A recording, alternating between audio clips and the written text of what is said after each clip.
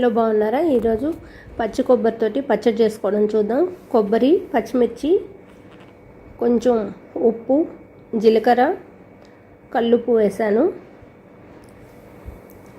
Next బెల్లం ముక్క వేసాను. నెక్స్ట్ చింతపండు గుజ్జు వేసాను. ఇవన్నీ మనం మిక్సీ వేసేసుకొని చింతపండు గుజ్జు అన్నమాట ఇది. ఇప్పుడు మిక్సీ వేసేసుకొని దీంట్లో పోపు వేసుకుందాం. మిక్సీ వేసేసాను.